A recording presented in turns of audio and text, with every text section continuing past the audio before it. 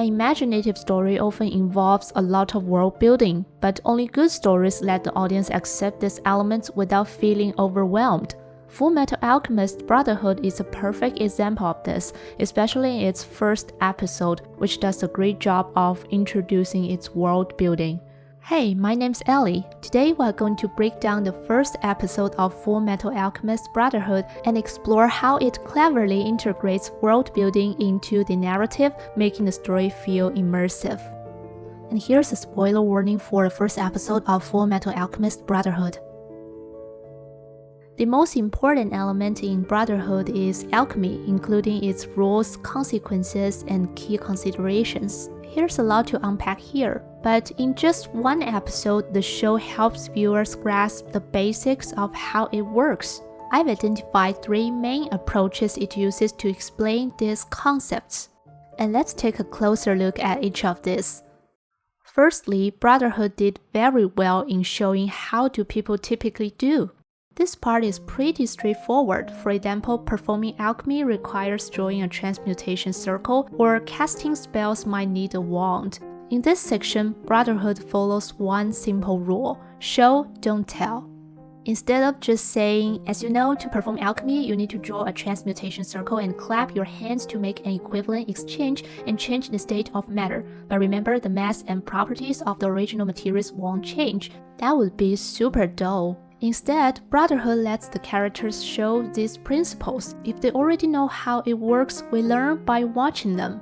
At the beginning of the story, a villain performs a series of alchemical actions. Even without an explanation, viewers can see that they need to draw a transmutation circle. Throughout the first episode, this concept comes up multiple times, like during Alphonse's battle with the villain and the transmutation circles used by Kimberly and Armstrong. By the end of the episode, the audience fully gets the idea of the transmutation circle. And in future scenes, when characters clap their hands, viewers immediately know what's about to happen.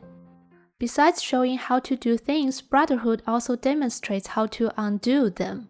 In the story, the villain uses alchemy to cause chaos in the city, and Edward suggests a simple solution: destroy the villain's transmutation circle. This reinforces the audience understanding that alchemy relies on these circles. By showing how characters can do and undo things, viewers quickly get the can and can't of the world's rules, which is way more intuitive than just having the characters explain them. Also, the show don't tell principle applies to fantastical worlds, like the Abyss in Made in Abyss or Middle-earth in The Lord of the Rings. In these stories, authors replace everyday activities with unique items, like moving newspapers, VR glasses, or even a toilet. This way, every daily activity the characters engage in highlights the uniqueness of the world, enhancing the story's imaginative quality. And the second method that Brotherhood is using is special cases.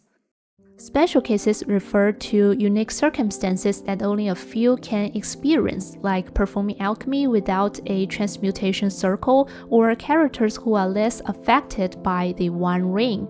In Brotherhood, the approach to special cases is to make the main character a unique example, highlighting uniqueness through contrast between the main character and ordinary people. Edward can perform alchemy without needing a transmutation circle. Right from the start, this uniqueness shows off his power, making it easy for viewers to get invested in him.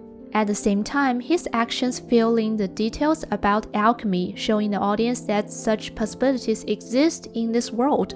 However, it's important to note that Brotherhood portrays the main character's uniqueness with restraint.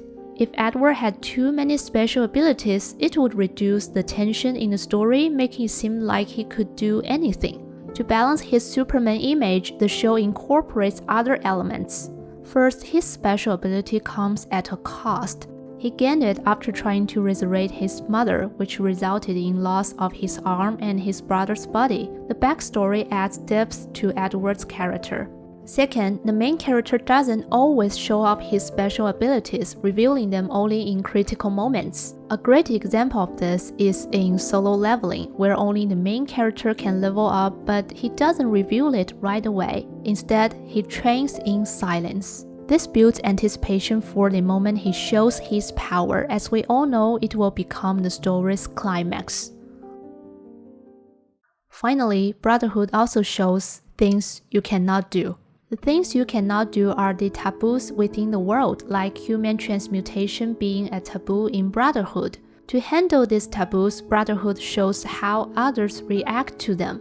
When the villain knows that Edward attempted human transmutation, he shows malicious glee, while Edward recalls his painful past. Through these two scenes, the author conveys just how horrifying human transmutation is without needing to explain it. Later, when this term comes up again, the audience empathizes with Edward, sharing in his pain and fear.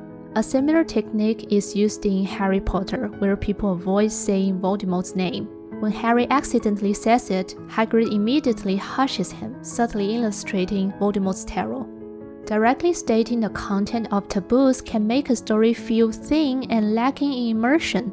Instead, showcasing the emotion that taboos evoke in people is a clever approach, allowing viewers to connect more easily with the story and share the negative feelings tied to those taboos.